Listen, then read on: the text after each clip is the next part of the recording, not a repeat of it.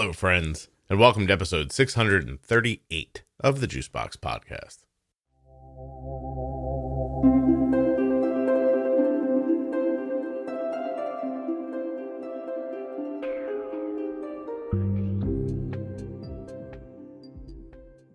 Today on the Juicebox Podcast, we speak with Fernanda. She is an adult living with type 1 diabetes who's been through some stuff.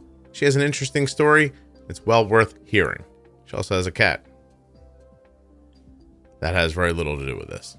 Please remember while you're listening that nothing you hear on the Juicebox Podcast should be considered advice, medical or otherwise. Always consult a physician before making any changes to your healthcare plan or becoming bold with insulin. Are you an adult with type 1 diabetes or an adult who is the caregiver of someone with type 1?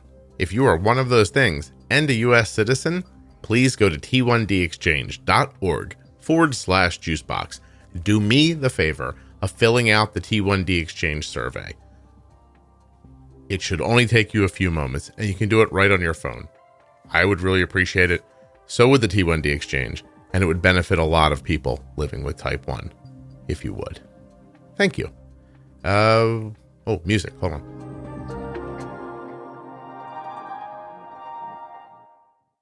This episode of the Juicebox Podcast is sponsored by the Contour Next One blood glucose meter.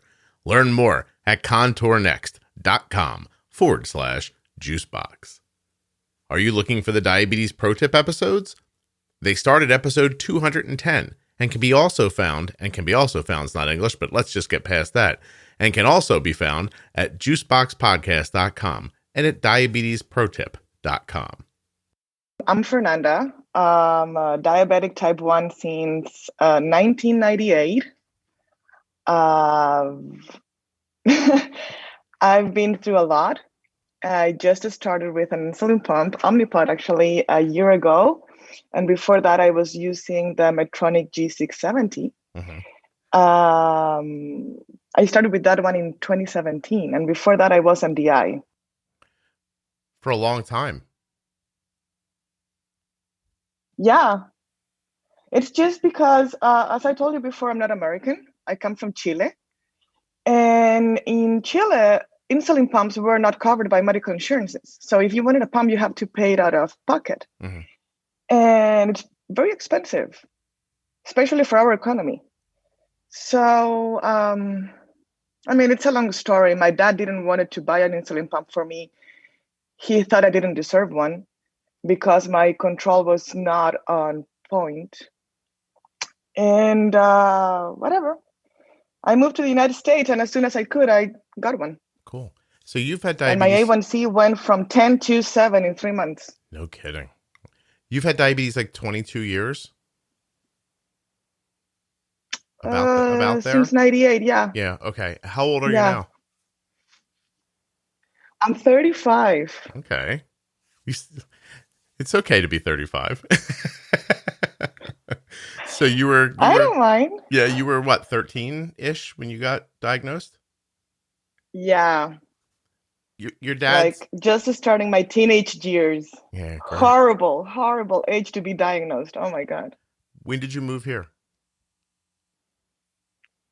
To the U.S., September 2016. 2016. What made you come? Work. I'm a physical therapist. So back in Chile, there are a lot of physical therapists. Our salaries are not the best. We're not recognized as well as we are in the United States. Mm-hmm. So I took advantage that I know English from school, and I started looking for a job in here, and here I am. Wow, that's really cool. It was not easy.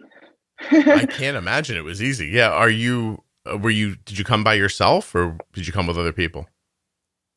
No, I came by myself. I brought my cat with me. That's a Chilean cat I saw walk by a minute ago? It's a Chilean cat, yes, absolutely. And believe it or not, he is able to figure out when my blood sugar is low. So he wakes me up at night if that happens. Are you serious? Yes. You have a diabetic alert I've had cat? a lot of... Yes, he learned by himself. So long story short, in these 23 years as a diabetic, I've had 6 hypoglycemic comas. Oh my gosh. And and eventually I don't feel lows anymore until I'm very low. I feel them when I'm in the 30s. Mm-hmm. And for some reason, he figures it out. And every time I'm going low at night, he wakes me up. Do you think he's trying to wake you up, or do you think he's trying to test to see if you're dead so he can eat you? I don't know. I think those little cats are looking at people like, oh, if I was bigger, I would definitely eat them. Yeah, there's a joke when COVID started and everybody was doing quarantine, and there's a dog and a cat, and the dog is like, good, my master's is staying at home with me. And there's the cat that says, I knew you were going to get fired. That makes exact sense. Oh my gosh. Did the cat have any trouble with the language change? I'm just kidding. I don't think so. He adapts very well. What made you want to come on the podcast? So from all the episodes that I've been listening from you, I remember when you started with these after hour or what's the name of it? After Dark podcasts. Thank you. And you had these girl coming in talking about diabetes and sex. I was like, okay, this is interesting. Let's listen to it. And the thing that made me like go and talk to you was, well, she was diagnosed as an adult. She was just changing from being shy of showing her gadgets, talking about the Dexcom or whatever you use and the pump, and how she didn't want to show them, and how she was interfering with her sexual relationships and whatever. And I said, do you know, maybe you need another point of view about it, like somebody that was diagnosed as young as me, mm-hmm. or, well, just for you to know, before I live in Miami right now, before here I used to live in New York. And in New York, I have a big group of type 1 diabetic friends, and I love them. And 2 other girls were diagnosed pretty much at the same age that I was. And we met 3-4 years ago. And we were all talking about the same, like how different it is when you're diagnosed as a young woman, a girl, and you're growing up as an adult, and how you deal with all your diabetic stuff. Mm-hmm. And how you don't care anymore if your gut just show up, how you don't care if your partner sees them or not. What do you do with your pump when you're in the middle of sex and you just throw it to one side and then you throw it to the other one and then you just take it away, and stuff like that make you grow up as a diabetic, like, at least for me, if my partner doesn't like my diabetic gadgets, it's a no. Right.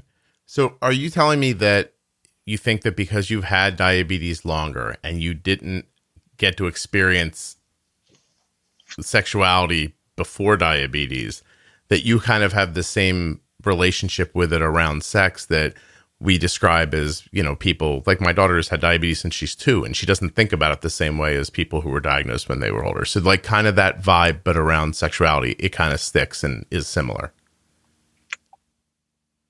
I'm so used to my diabetes.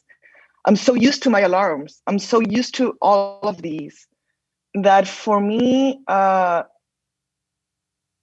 being diabetic and having sex, it's like it's not a problem. It's like, I don't know. I'm so used to it. It's part of my life. Yeah. You have a CGM? And yes, I have a Dexcom. So maybe when it beeps, you just tell the person like, oh, that means you're not doing a good job. Try harder. Let's just finish fast. I have to go on it.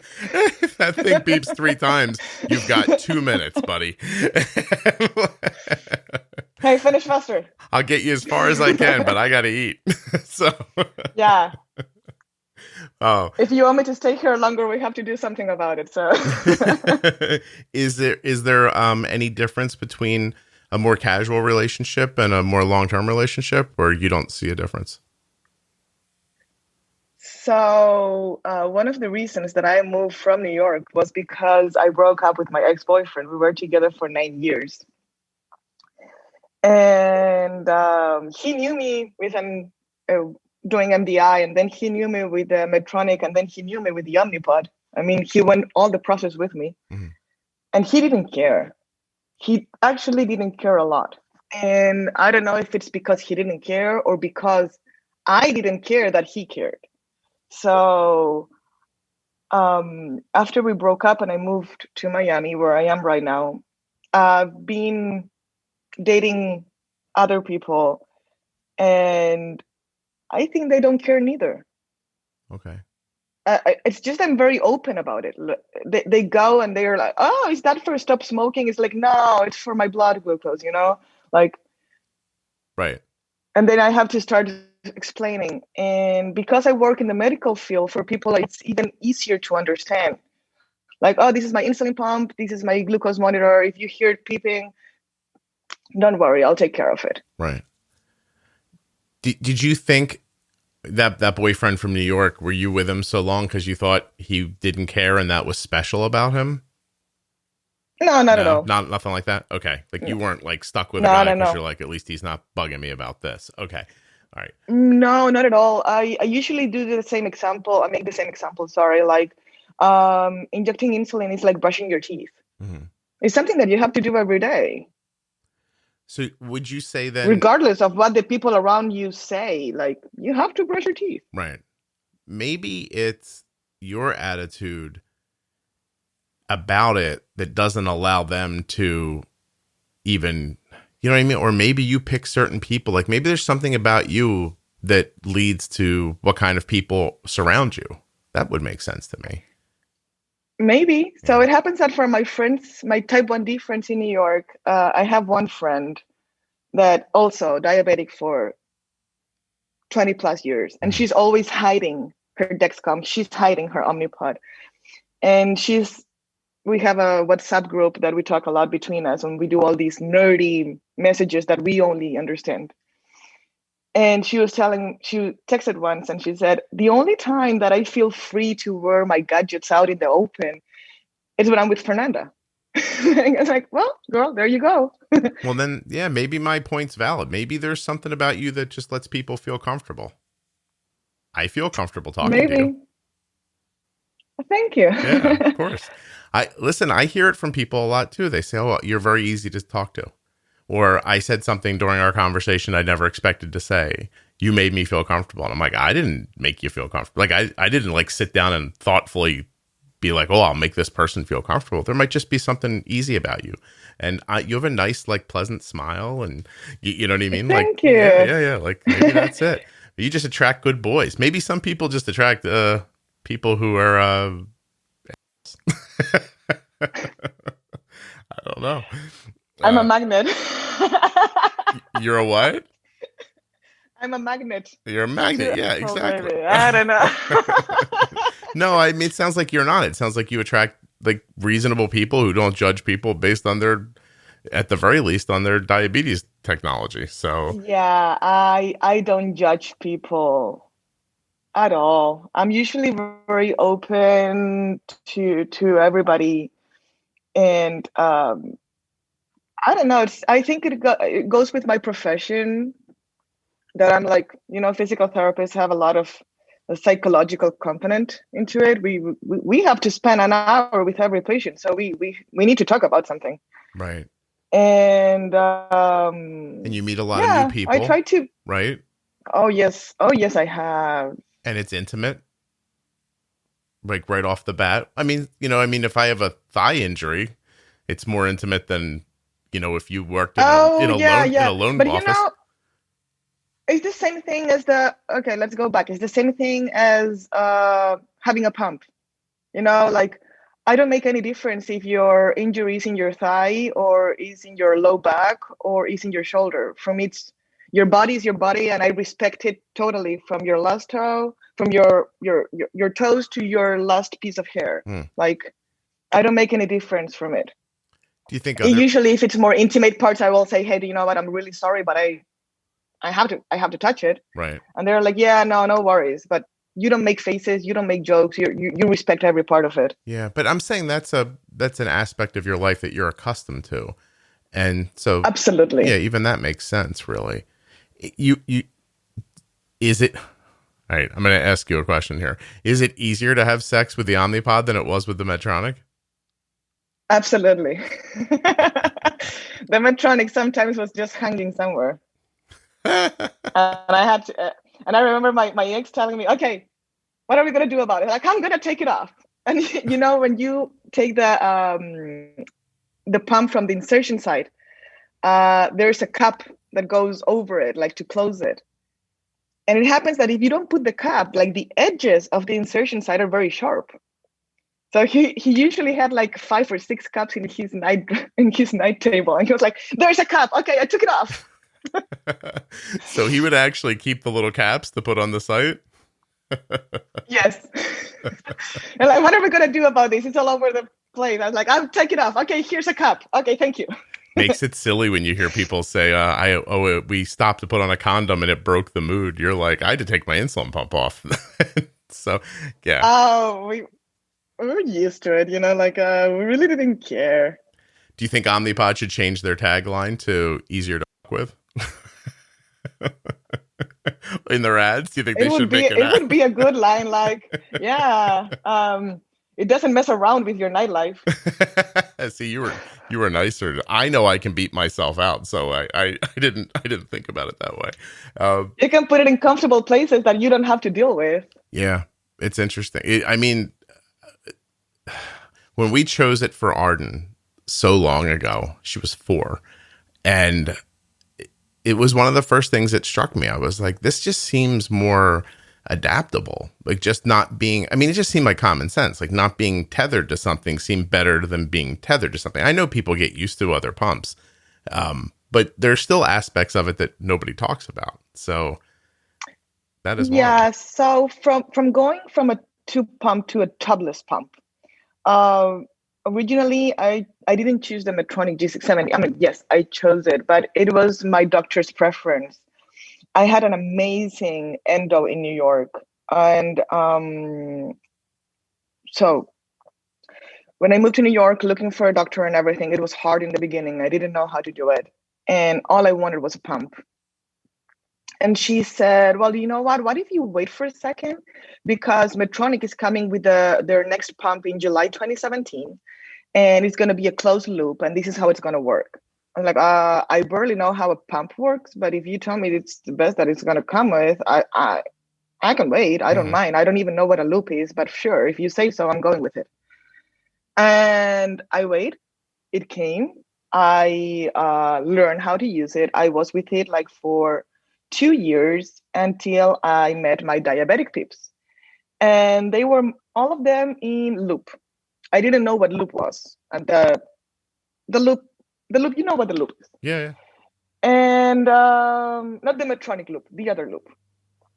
And they were saying, this is really good. This is fabulous. My A1C is here. My A1C is there. I have so much control over my blood sugars. And I was like, okay, I'm willing to, but because I'm so not technological, I was afraid because I didn't know how to manage it. I mean, I barely know how to turn on and off my computer and leave it there. And they were like, no, you will be able. Don't worry. We will help you. And I was like, okay. After like 6 months insisting, I said, okay, I'm going to try it. And one of my friends gave me a box of Omnipods and her PDM. And she said, here you are, try. I'm like, okay, how do I manage this? And she said, give me your numbers, give me your ratio, your factor, everything. We're going to do it together. Here you are. You're ready. Go. And I tried the Omnipod like for 2 weeks. And I said, okay, I love this. I was thinking last week, it was love at first sight. SITE. I can't believe no one's ever made that joke before. I love at first sight. And then I said, okay, I'm going for the loop. And one friend said, I have an extra Riley link, so I'm going to give it to you. Use it if you like it. You buy yours and then you give it back. And that is how I went into loop, just by my friends sharing their stuff with me. And I really liked it. And eventually I bought my Riley. I got my Omnipod, even though I was not out of the Medtronic yet. But because they fall under different categories inside the medical insurance, I didn't have any problem. Mm-hmm. And that is how it changed. And I'm very happy with it. Wow. So you know a lot of people. And for the first time in a long time, I had my lowest A1C that has been 6.6. That's amazing. That's very good. Good. I was diagnosed with 17.4. Wow. I wanted to go backwards a little bit. I don't mean to make you uncomfortable, but sure. You said your dad said that you didn't deserve a pump. Like, where do you think that thought came from? So I have a hard relationship with my dad. He was not the easiest dad to deal with. Raised in a very military family. That was his way of raising us. And when I was diagnosed, his way of thinking, very squared thinking. He was like, this is the insulin you need. This is the carbs you have to eat. And this is how your life is going to go. Back that time, using NPH, which I don't know how we survived to that insulin, but whatever. He was very rigid with the numbers. Mm-hmm. This is the amount of insulin. This is the amount of carbs. This is the amount of insulin. This is the amount of carbs. And don't get out of there. And if you have a low, why do you have a low? And if you have a high, what did you eat? Like, there was always a judgment out of it. Mm-hmm. And eventually we changed to, I don't remember the long-acting insulin, but it was for 12 hours. So I have to put it at morning, at night, and then with Humalog. And it was a hard change for him to understand that numbers were not the same anymore, and that he could have more flexibility with timings, that I didn't have to have breakfast every day at 7 a.m. and I didn't have to have lunch every day at 12:30 p.m. Mm-hmm. That I could be more flexible, that if I wanted to have lunch at 3, I could. And if I didn't want to eat everything, I could. So it was all a big mess. At the same time, I gained a lot of weight. I gained almost 70 pounds in 2 years. Okay. Because of this amount of carbs that I was putting in and this amount of insulin, that people just thought it was the good thing to have. Right. And it was, you couldn't adjust it. Okay, so Humalog came in, I tried, and I remember he always used to tell me the same thing, and he got so angry about it. Please stop playing with insulin. And this is what you call now being bold with insulin. Mm-hmm. My dad called it playing with insulin. And he was so afraid of it that every time that I started playing with it, he would just punish me. And you are not going out with your friends. You're not going out partying. I used to do a lot of sports until today. I was playing field hockey by that time. I was going into the nationals tournament and everything. And his way of punishing me was, you're not going to your field hockey match this weekend. Oh, that sucks. Just because I wanted to get more adjusted with insulin. Yeah. It sucked. Actually, it did. My A1C never went down from 9 or 10. He was very frustrated about it. Every time an A1C came in, it was another punishment because it was not on 7. He wanted to manage my insulin as much as he could, even though I was 18. And when I started asking for an insulin pump, he was like, do you know what? Number 1 is expensive, and number 2, you don't deserve it because you're not showing good numbers. I was like, oh, okay, whatever. And that is how my life went on. Yeah. Let me ask you, did you have any idea in that management style right there? Did you have any idea how to make your A1C lower?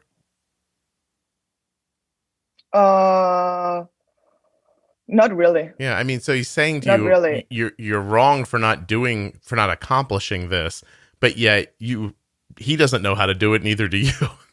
It's just frustration. Not really. Yeah. It's just that I have one little issue. I love picking food. I'm not a big eater. I don't have like big plates of food, but I love having little snacks all day. Mm-hmm. And you can't be having snacks all day when you were on NPH. Yeah. But you can now, right? Now it's not as an issue. Now, right? now I do all the time. Yeah. Other thing, it's like I have a really sweet tooth. So I love cereals. I love chocolate. I love all that stuff. And every time I had like a piece of chocolate here or a bowl of cereal there, my blood sugar was all over the place and I didn't know how to manage it, even though I tried. And I don't know. I think, my first hypocoma was a big mistake. Was because I confused insulins. Instead of putting 30 units of the slow, I put 30 units of Humalog. Yeah. But the second one was maybe because I was trying to manage while I was partying out with my friends. And the mix of alcohol, dancing, food, and insulin was not in a good line. And I went home and I woke up in a ICU the next morning. Okay. How long ago was that? The last coma was 10 years ago, I believe. 10 years ago. And after that one, the doctor told me like one more, and I don't know if I'm going to be able to wake you up. Okay. So. Yeah. So that pump seemed necessary all of a sudden, huh? Like not just a nice thing to have. I think that when I decided to come to the United States, God, in one way or the other, tried to help me bringing a cat and a G6. Listen, you can't keep saying delightful things because you already chose the episode title. It's called Love at First Sight. It's just too good. I mean, you're gonna have to say something pretty amazing from here forward to get that one knocked off. Yeah, I mean, listen, sometimes things just come into your life and you definitely need them. And listen, I'm not going to defend. And after 2 years in New York, I met all these diabetic people that they are amazing. How did you meet them? Like with capital letters, amazing. How do you meet people like that have diabetes? Did you go to a meeting or online, or how did you do that? Kind of.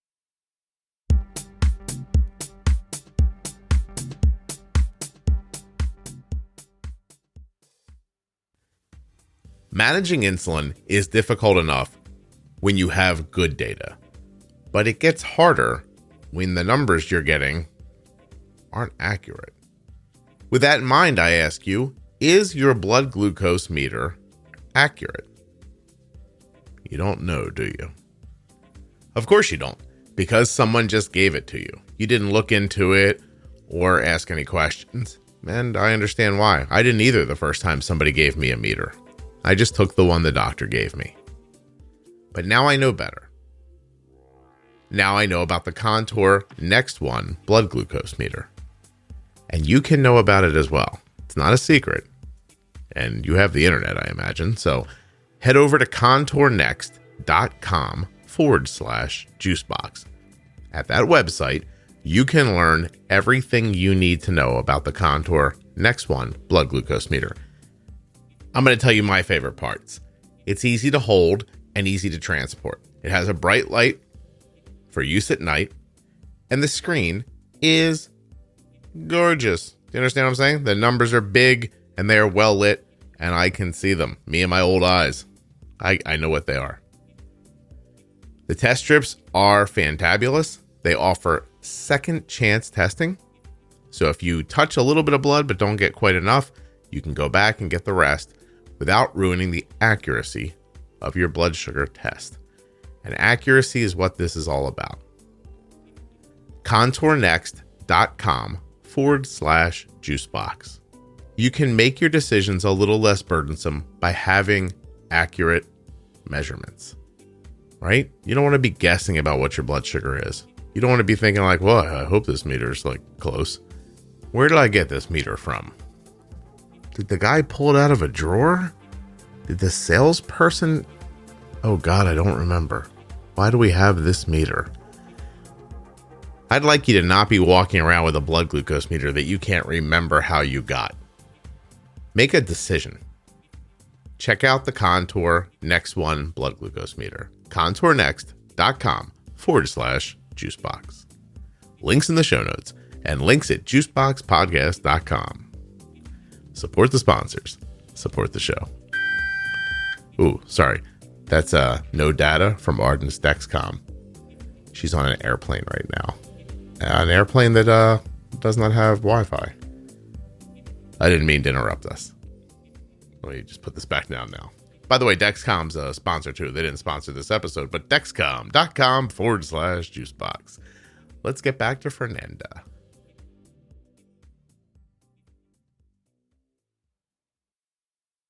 So it happens that once I started in the pump and my A1Cs started getting better, I started running. And as I said before, I've always been an athlete, but running is another monster. You have to deal with your blood sugars for a long time while you're exercising. And while I was in MDI, I was able to run like maybe 2-3 miles, and then I was crushing down. I couldn't hold it. But with a pump, I figured out that I would do 3 miles, 4 miles, 5, 7, 8, and I could manage. And I was like, okay, let me see how other people manage their sugars while they are running to see if they are doing better or worse or whatever. Just I needed ideas of what to bring in. So I started talking with one of my patients, like, hey, I need to find a group of type 1 diabetics that run. And I'm Googling and I can't find one. And I'm sure there has to be one because there's way too many out there. And I'm not the only one that runs. For sure. I know I'm not the only one. And she said, well, Billie Jean King was a diabetic. I was like, yeah, 2. I need a 1. And she was like, okay, we'll find one. Okay, we'll find one. And eventually Googling, I found Beyond Type 1. And Beyond Type 1, it's an amazing community too. They have these Type 1 run community. Mm-hmm. And when you go to Facebook and you look for them and they suggest different Type 1 run communities, there's the metro area of New York. And I'm like, okay, I'm going to join this one. Let's see what the people do in this city. And short after I went through there, they said, hey, we're going to meet. We want to see each other's faces. So let's come together this day, this place, this time. I'm like, okay, let's go. I don't have any issues socializing. And that is how we met. Wow. And it's incredible. The other day we were talking like if we were just on our own in a bar, we have never come together like how we are now because we just share that we're diabetics. Yeah. How would you know who's who really? Or, that's excellent. Really cool. Hey, we're like 20. Does it turn 30, into a social? I don't know, but go ahead. I'm sorry. Yeah. Does it turn into a social circle besides running? Absolutely. Yeah. What's it? Absolutely. I have to ask you what it's like to be young in New York with diabetes. It's just, thank you for the young part. I love it. Well, listen, you've been there for a while, right? So I was asking you to go back in your memory, really. No. But seriously, like that's a single. Even Miami's a bit of Miami's sort of like New York, but closer to Cuba, basically. So it's a very. There's similar kind of aspects to the social lives.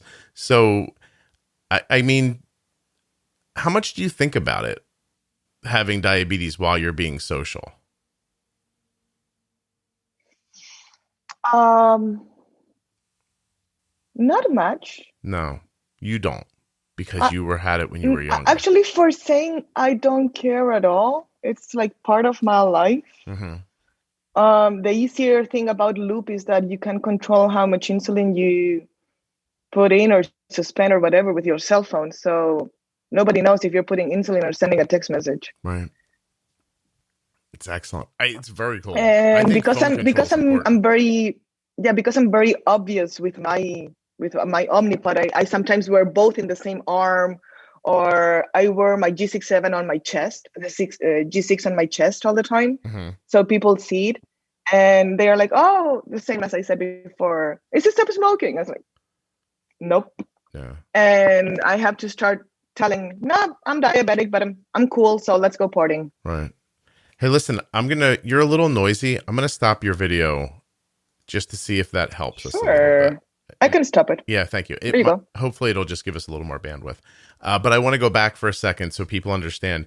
You wear your G6 on your chest. Do you mean, is it on your breast or is it up on your, like up on higher on your chest? It's like 2-3 fingers under my clavicle. Okay. That's a perfect But I explanation. use it everywhere. I mean, last week I had it on my lower leg. On your calf? On my calf, yeah. Yeah. I've seen people do that. I use it everywhere. Yeah. Do you find it works better in one place than the other? Oh, the chest for sure. That is my gold standard place. No kidding. Interesting. Arden loves it on her hips. It doesn't bother.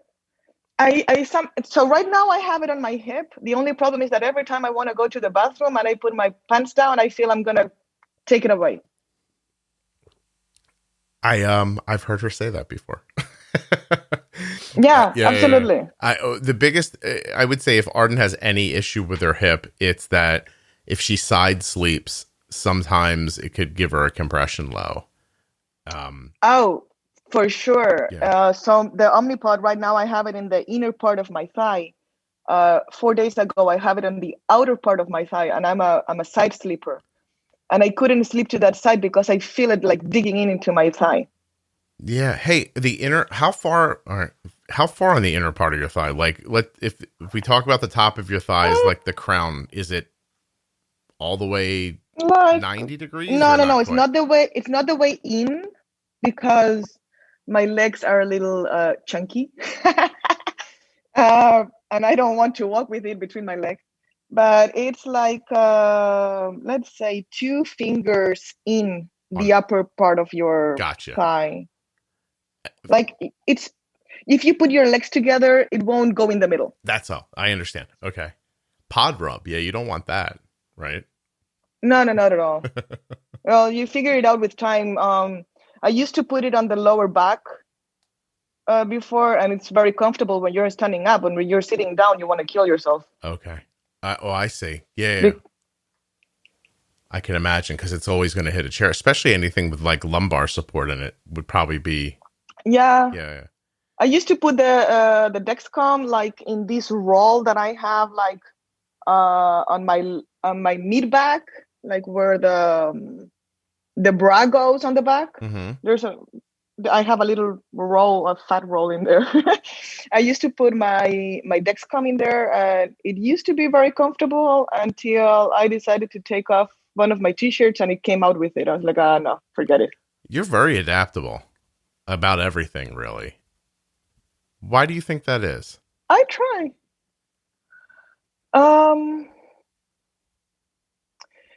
It took me 15 years to recognize my condition. I neglected it for a long time. I was very frustrated about my numbers. My first depression episode or diagnosis, I don't know how you want to call it, was because of diabetes. And I think that when I moved to the US and I was able to take care of my life for myself for the first time, and I had the chance and the money and the opportunity to have a better control life, I just wanted to enjoy it as much as I could. So I don't feel ashamed of it.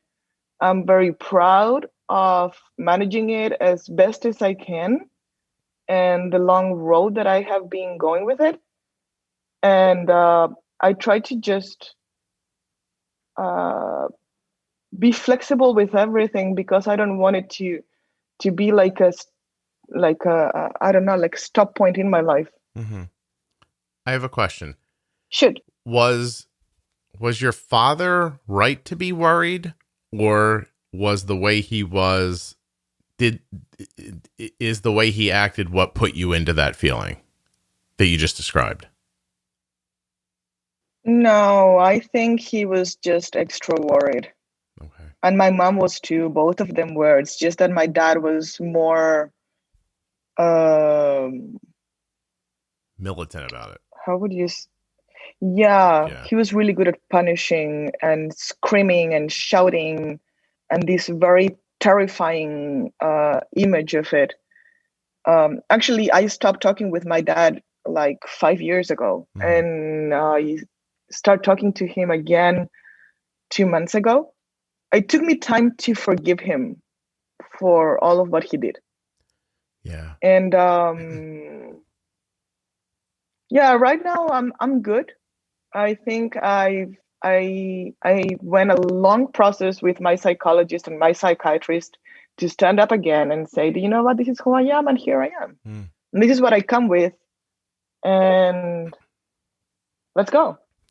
What would, excuse me, sorry. Mhm. From your perspective, what parenting tactic would have been valuable to you? What do you mean? What could your dad have done that would have helped your health back then and given you a more healthy outlook as an adult? Like if you were him. Don't punish me because my blood sugar was high. Yeah. Don't punish me because I was gaining weight. Don't tell me like that I look like a cow because I'm 170 pounds. Don't promise me gifts if I lose 30 pounds. That is not the way of doing it, you know? Like, if I'm low, you don't punish me. Yeah. Okay, here you go, correct it. Let's see what happened the next time you put 1 unit less. If you want to eat the whole lasagna thing, go and eat it. I just want you to finish with 100 of blood glucose, you know? Let's see how to do it. Yeah. But no, he never had that psychology.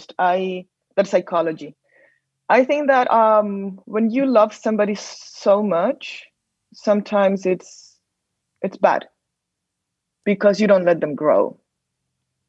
Yeah. Yeah. And he obviously didn't know how to help.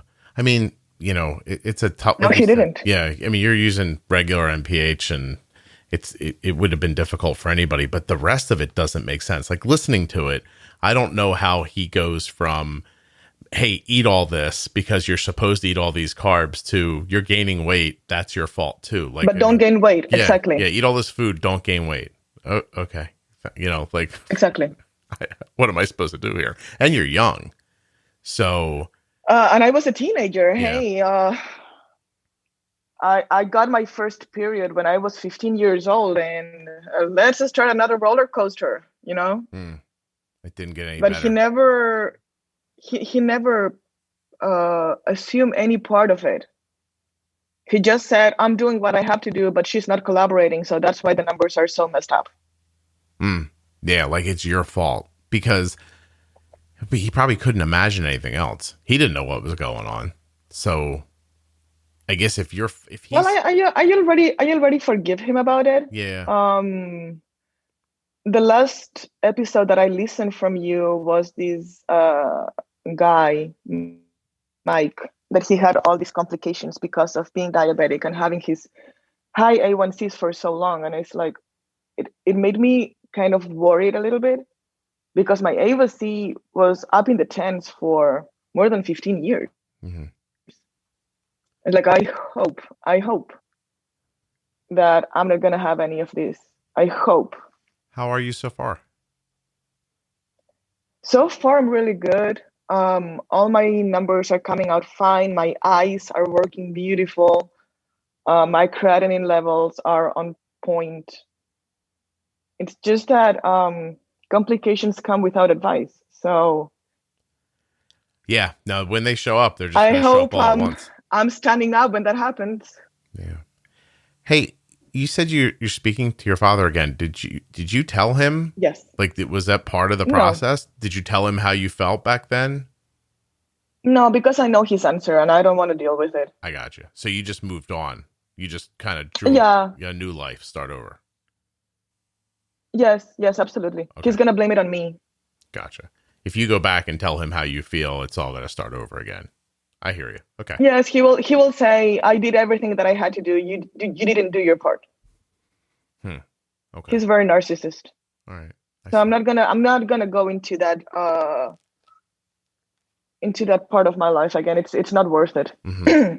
Yeah, no, I mean, I also think it's healthy not to hold on to resentment about things. So it's good for you. You know what I mean? To just Yeah, let it go. I'm already in charge of my own things, and I'm happy about it. Yeah. Cool. That's excellent. Do you think you want to have, do you think you want to have kids? I would love to. Oh, I would love to have kids, but I'm already because of all these complication things that we were talking. Um, I'm in the position that if they come, I'm very happy to have them, and if they don't, they just don't. okay.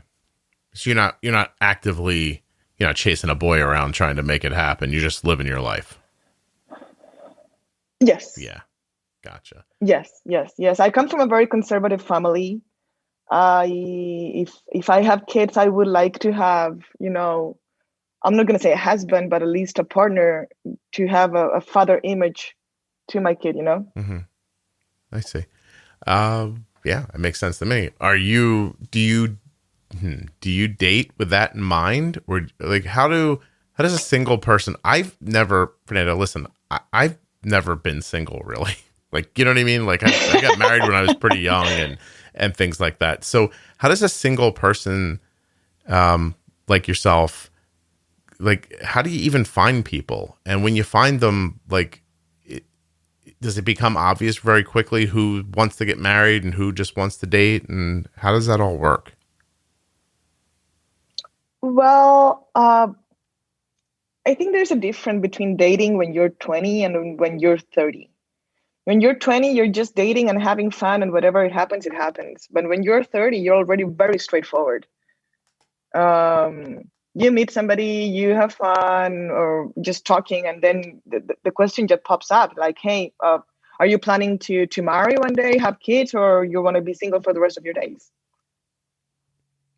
That is a question that I do right away. I'm not shy about it at all. And you don't care what their answer is, you just want to know. Yeah, I don't care about their answer. I just want to know exactly. Okay. Like, it doesn't have to be with me. I'm just asking in general, like, what is your plan for the rest of your days, Right. It's just to be wise with whom you are spending your time when it comes to date with. Mm-hmm. I already it was 9 years of my life that I was with the same guy that originally he told me, no, I don't want to get married, I don't want kids, I don't want anything. And I had this idea, of course, as every woman, saying, he will change his mind. Of course, he never did. And after 8 years, we were fighting a lot. So when things that were already bad, we finished. And he decided that he wanted to marry now, and he wanted to have kids. And he kneeled, actually. He gave me a ring, and I said, I'm so sorry, it's too late. That feeling kind of left you? Like, was there Yeah. Was there a time when you would have married him? Absolutely. If he asked me maybe 2 years earlier or 3 years earlier, when I just came to New York, I was in love. I was silly in love. But after, some disappointments on and off, it was nah. Did the fighting I just moved. Did the fighting sour it? Like, more than the fighting, he started showing personality issues that were very, very similar to my dad's. Okay. And when I saw them coming, like the shouting, the undermining, all these bad words coming out and everything, I said, and no, this is a very, very red flag. I need to get out of here now. I've done this once. I'm good. I don't need to do it again. Thank you. It took me time to figure it out. It took me like 7 years to figure out. Really? Because I was in love, so I didn't see the bad things. But well, I saw the red flag. It was like almost on my nose. And I said, okay, I'm out of here. And I've met like very nice guys on the way. So cool. I'm very thankful that I was able to realize it on time. Do you think about guys' backgrounds when you're dating, or do you not care where they're from?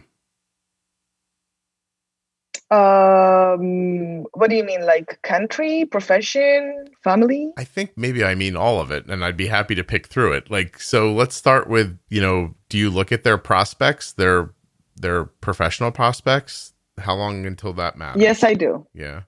Yes, I do. Yes, I do.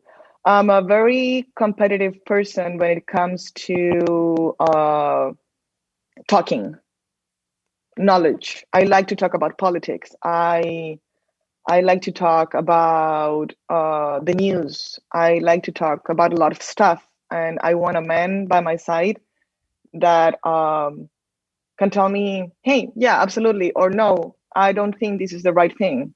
Mm-hmm. Do you want them to be able to make a certain amount of money? No, money's not an issue. Money comes and goes. Okay. Today you can be a millionaire. Tomorrow you can have nothing. Right. How about just like cultural backgrounds? Are you looking for similarities to your own, or does that not matter? No, not really. I've had a lot of boyfriends. I mean, not a lot, I'm gonna say. I've got like 7 boyfriends in my life since I started dating, but they all have different backgrounds, and that is funny. Oh, okay. I dated a Brazilian. I dated a guy from Holland or Netherlands. I dated a guy from Dominican Republic. That was my ex. I was with a guy from England. Yeah, I really don't mind about their background. Gotcha. Religiously, does it matter to you? No, not really. I'm Catholic, but I don't remember the last time I went to church. Gotcha. Yeah, I mean, I believe in God and the Virgin Mary. But if let's say you and I meet and I don't believe in any of that, I just come right out and I tell you I'm an atheist. Can you date me? Absolutely. It's a thing of respect. If you respect that I believe in God and the Virgin Mary, and I respect that you don't believe in anything, then we're fine. Okay. Now, if you're going to start judging me because I decided to start going to church on Sunday, then we're going to be in a problem. Right. No, I would expect that. Yeah, I just didn't know if they had to be similar. Of all those guys with different backgrounds, was that the cat? No, that was me saying no. Oh, I was like, you were like, I spoke over. So listen, for people who don't understand, like my voice is pumped up in my ears a little bit. So sometimes like it's hard for me to, and so I was like, was that a meow or a no? And I just didn't know which way. I wasn't certain. And then it was me saying no. Okay. And then I thought, then I was disappointed because the cat didn't have an accent. So I was like, oh, well, that's a letdown.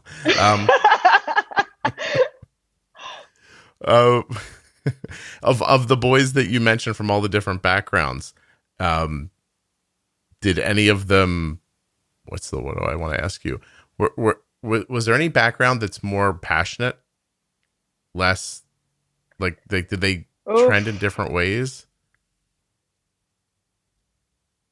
I'm going to say that the guy that I was dating from the Netherlands, he was the most romantic for sure.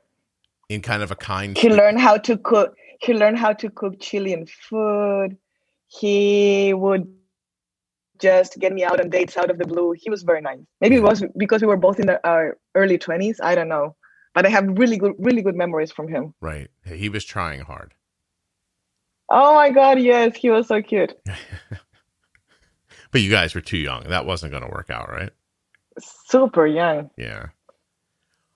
Which, if you could go to one of those backgrounds now to start over with, which one would you choose? Maybe him, but because we have really good memories together. Yeah, it's not so much about how. Honestly, I don't mind a lot about backgrounds. I just enjoy good company. Yeah, it doesn't matter, right? It doesn't matter. Okay. It actually doesn't matter at all.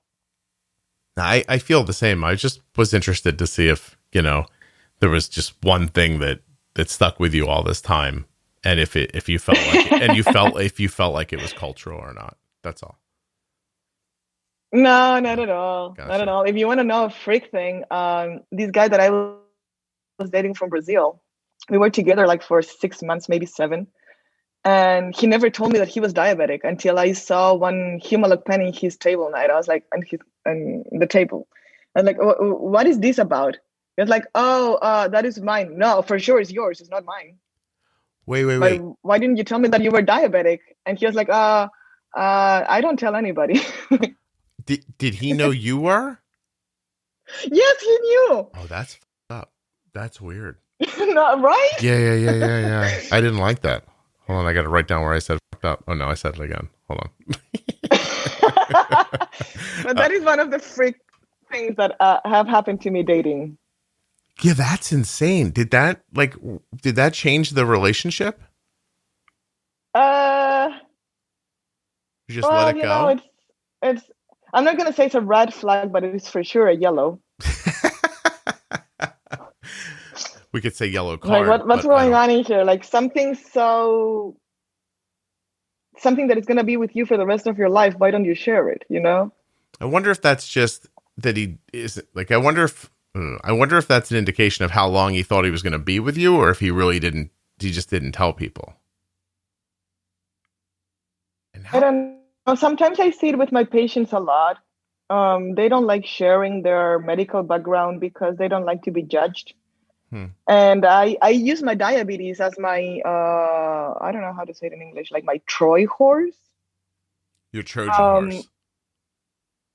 Yes, that they are like, hi, well, I can do exercise right now because I'm diabetic. Oh my God, me too. Let's go. Ah, that's your way in. Yeah.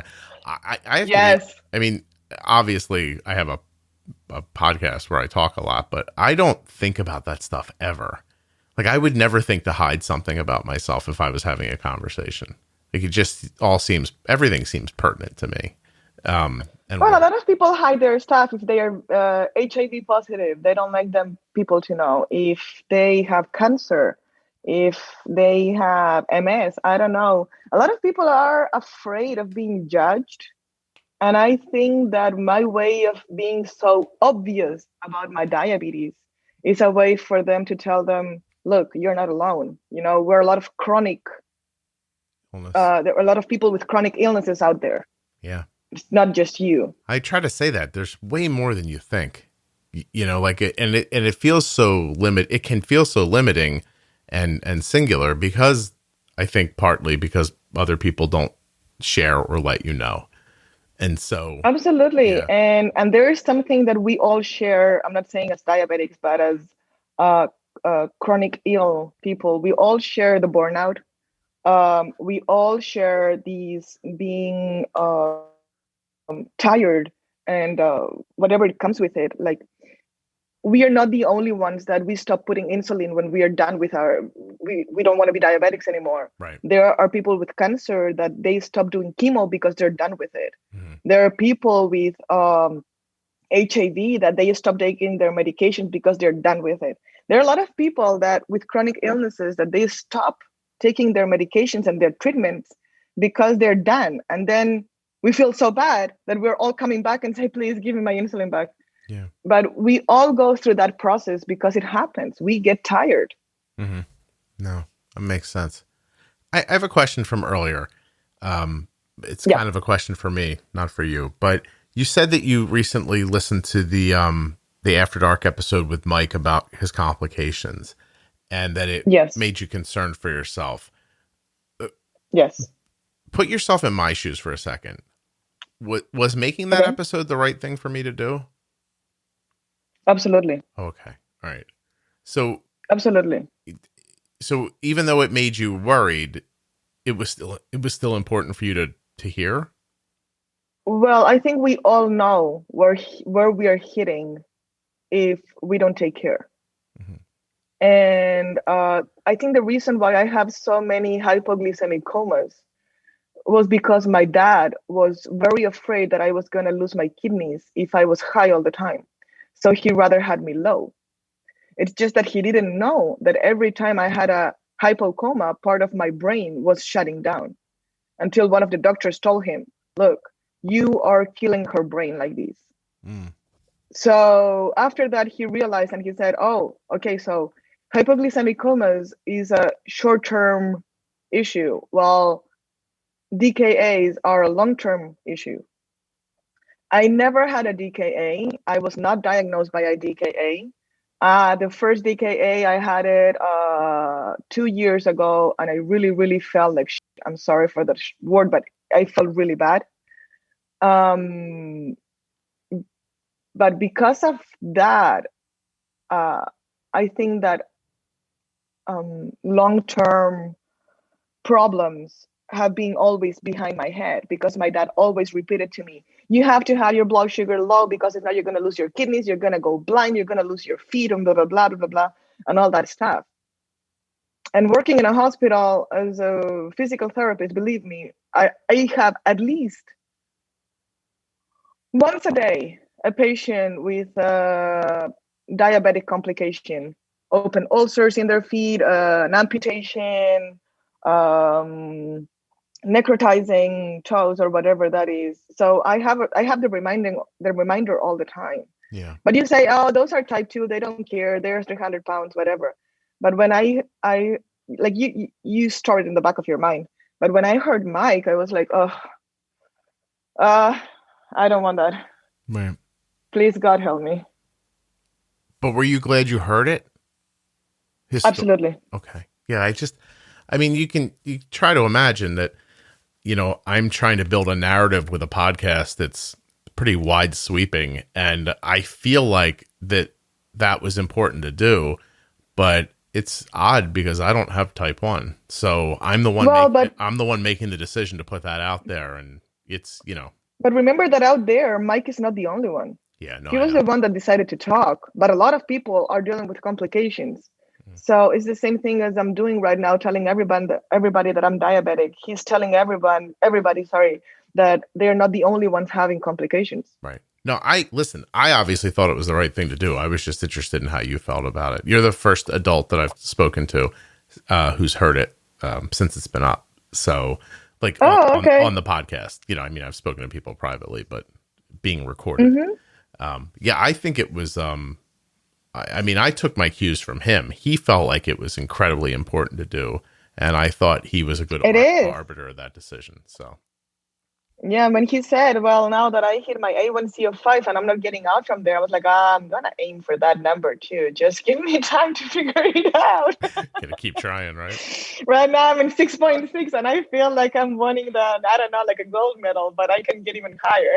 Yeah, no, you could definitely get a gold. I'd give you a gold medal for 6.6. That's amazing, especially from where you came from. No, yeah. I mean, from where you came from and everything you've been through, like that you even found the courage to try it is a big deal. Yeah, for sure. But I'm gonna tell you, in the back of my mind, I'm very afraid that one day another hypocoma is gonna come. Yeah, I was gonna ask that one gets me. Yeah, I was wondering. It's not funny to wake up one morning and then I see you like not knowing what happened. And yeah, I have my cat that he can wake me up, but for what my mom tells me, every time that I had a hypocoma, I was having seizures and I was not waking up. Mm-hmm. So for sure, if I'm having seizures, my cat is not going to wake me up. Do you have glucagon now? And I have glucagon, but what's the point if I can put it? Yeah, if it comes on you too quickly, right? Like all the times that I needed a glucagon, my mom put it in. I tried to share my Dexcom numbers with my brother. All my family is in Chile. I tried to share them with my brother in Chile, and I couldn't. For one, I don't know what's the reason, but Dexcom doesn't allow you to share numbers outside of the U.S. territory. Internationally, I just figured that out recently when I offered to help somebody with their child, and they were Canadian, and I had them send me their thing, and I couldn't do it. I didn't realize that. No, you can't. You can. So right now, I'm trying to find a PIP here in Miami that I can have the confidence to say, "Do you want to hear my alarms at 2 a.m.?" Mm-hmm. How would you like to be irritated by me even when I'm not with you? I'm still trying to look for that BFF that wants to share the burden with me. Do you think it would take another type 1 to want to do that, or Maybe not. I don't know. So I found the father of a type 1 here that we play beach volleyball together. And I asked him if he was willing to have my numbers in his cell phone, and he said, sure, yeah, share them to me, whatever. But the last time I saw him was like a month ago. So I was like, forget it. Yeah. This is not gonna work right now. It definitely is a weird. It's a strange ask because now suddenly, like if you asked me to do it, I'd think, well, now I feel responsible to make sure you're okay, and that's. I know, right? That's a big so leap. It's weird. That's what I'm saying. I'm finding like a BFF. They don't have to come. They just have to call 911. That's all. I don't even want you to don't even bother calling me. Just send an ambulance to wherever I am. Exactly. If you call me and I don't answer, call 911. You don't even have to get up from your bed. But Fernanda, is that more of a fear based on your past history or your current situation? I think a fear based on my past history, absolutely. Yeah. Especially because if you're looping, then, I mean, not that it's foolproof, but have you noticed on loop that it's pretty hard for your blood sugar to get under 50 if things are set up pretty well? Like that loop does a pretty good job of stopping like super low lows. Do you agree? Yes, I had one incident with loop 3 months ago that killed me. I don't know how it happened, but it bolused 15 units at 2 a.m. And that one, I don't know how it happened. I woke up at 3 a.m. with, so you know that Dexcom, when you're going down, it first gives you a very, like a normal sound alarm, like a beep, beep, beep, and you're, okay, I'm low. But because I don't feel the lows, sometimes I could just look at it, turn around and continue sleeping. Mm-hmm. And then the second beep comes and it's a little bit lower, a little bit higher, sorry. And if you don't turn that one off, the third one is going to wake up the whole building. Yeah, that panic one. And the one that's like, I don't even know how to it's like, dun, dun, dun, dun. It's like, you can almost hear it yelling at you, get up, pay attention. Like that one, absolutely. Right? Yeah. Absolutely. It's a very loud alarm. And then when I woke up, I was like, okay, what's going on in here? And I was in 32. I'm like, okay, I'll go and eat something. And I went to the kitchen. I got like a glass of sugar, water, whatever. And I started drinking. And I was like, how on earth did I get to 32? And I started looking at the loop numbers, and it had a glitch. And it sent me in a bolus of 15 units. It should be able to limit how much it can bolus. I'm not a loop expert, that's for sure, but it has so you have a max delivery for your basals and you have a max delivery for boluses. Yeah. My max delivery for basals is a top of 5 units, but the max delivery for bolus, I have it on 15. And for one reason, I don't know which one it is, it gave me 15 units at once. And it was scary as hell. Yeah, no kidding. Did you have, is there any chance you woke up and gave yourself insulin? Like, or did it in your sleep? I'm just trying to figure out how that could happen. I don't know, to get into the loop up, get into the insulin part, press 15, get my face recognized by my cell phone, and actually put it in. Yeah, no, it's a long process. Yeah, I think you're right. It would really be something. And there are a lot of steps in there that kind of slow you down. No, that sucks. But no, I mean, but it was the first and last time it happened. Never again. Okay. All right. Cool. I don't think anything's perfect, but I mean, for the most not at all. part, but I'm very grateful for Loop, for sure. Yeah. Very, very grateful. Accident happens all the time. Everybody commits accidents. Like, I don't know, you crash your car or whatever it is. Nobody does it on purpose. But Loop has helped me so much. Mm-hmm.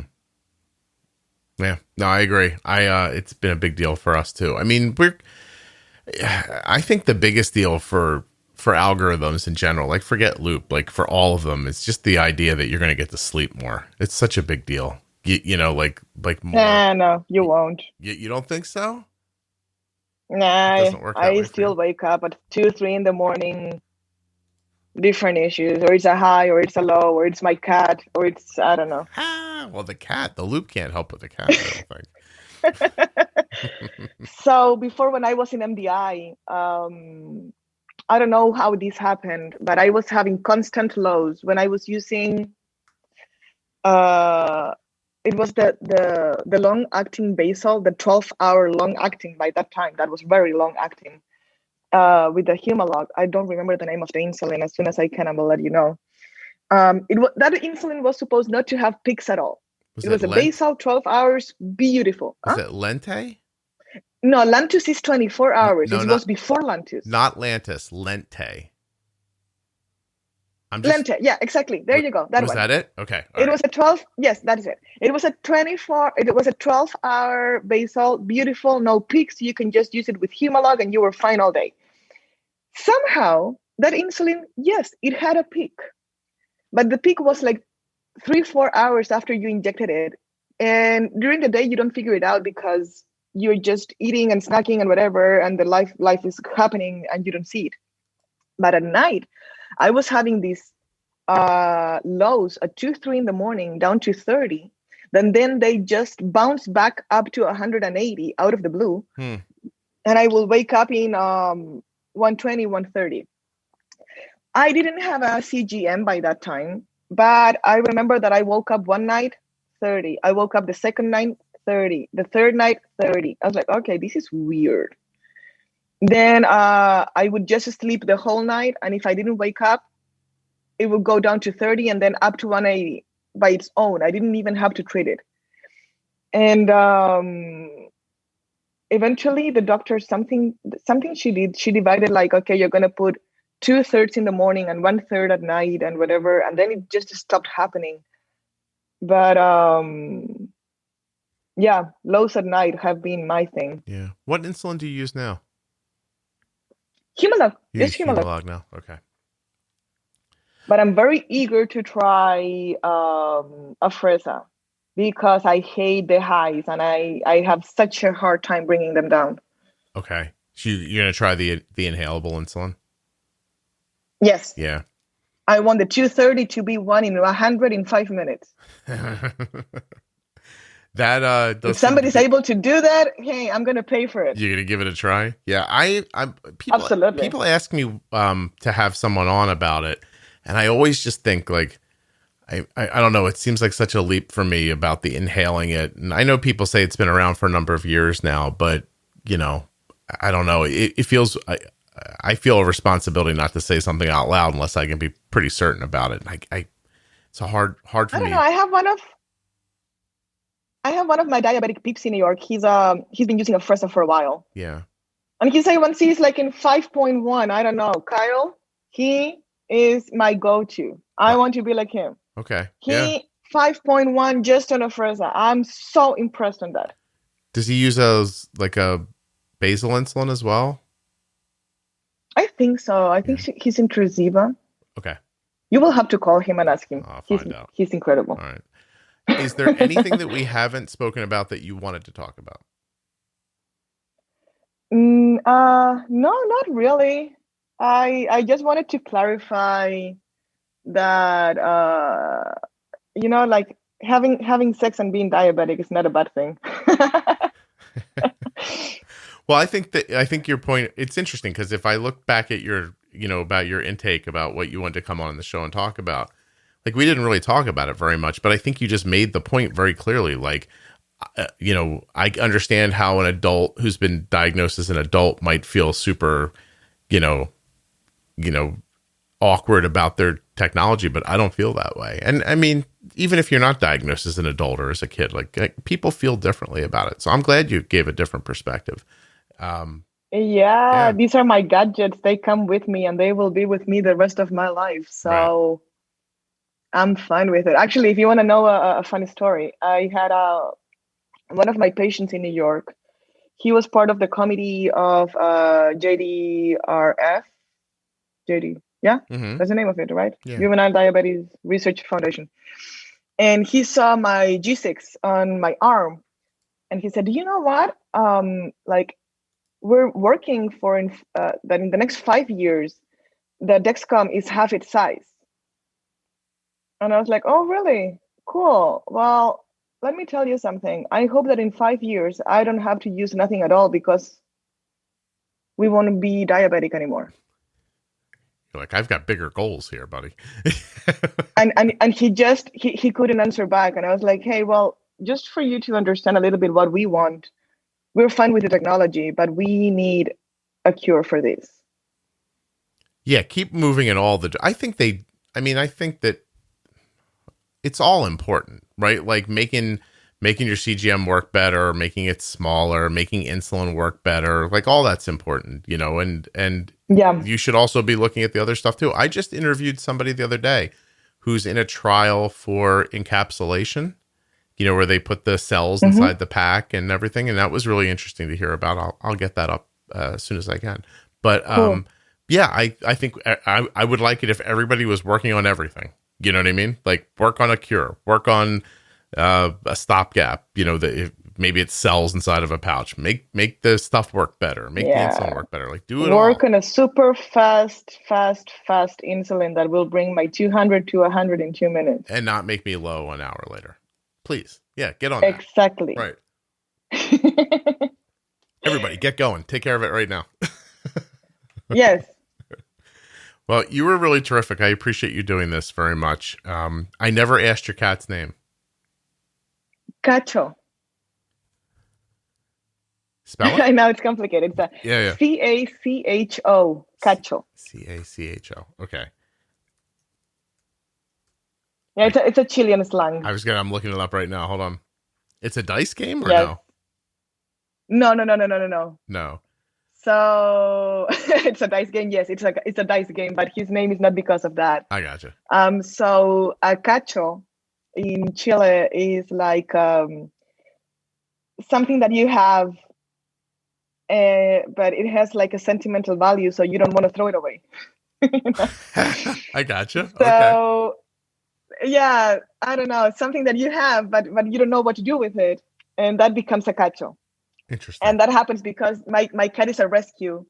My brother rescued him from the garbage, I'm gonna say, when he was partying out with his friends, and he just brought him home, and here we are. And it has different meanings in different. I'm looking online here in different languages too, a little bit. Yeah, you can have like the horns of the bull. They're called cachos too. Mm-hmm. You have the game. You have like the tip of a mountain. It could be a cacho. It means a lot of things. That's cool. That's very nice. All right. Well, thank you very much. I appreciate you doing this. Did you have a good time? Yes, I did. Good. Thank you for the conversation. It was a very cool conversation. No, I had a great time. I right before we started recording, you said you sometimes you will have trouble finding words like in English. Did you feel okay while you were talking? Yes, I felt really cool. Sometimes the verbs that I use are not in the correct time, but I figured out right away, and I tried to correct it myself. If it makes you feel any better, I'm not 1,000% sure what a verb is, so don't even worry about it. Yeah, I feel fine. I think people understand the idea of what I'm talking about. No, I thought you were terrific. I really did. That's why I was like, I brought it up at the end. Thank you. Yeah, I was like, thank you so much. I was a little confused that you were even worried because I thought it went really well.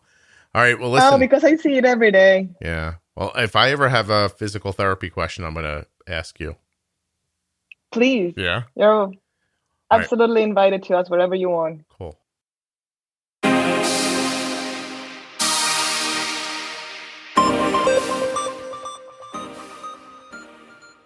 First, I'd like to thank Fernanda for coming on the show and telling her story. Thank you very much. I also want to thank the Contour Next One blood glucose meter and remind you to go to contournext.com/juicebox. Don't forget to, also, in addition, t1dexchange.org/juicebox. Take you less than 10 minutes to take that survey. And just imagine when you're done, you see two things in your head. One, people living with type 1 diabetes who have been helped by your generosity. And two, me smiling. Those are the two things you should see at the end. They don't actually show you those things when you finish the survey, but if they did, I would have this smile on my face. You can't see it, but I'm smiling. Thank you so much for listening. I'll be back soon with another episode of the Juicebox Podcast.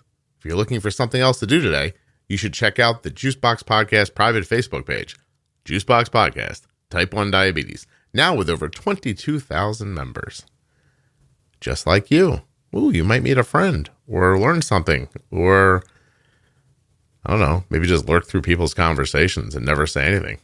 Maybe you're creepy like that. I don't judge you.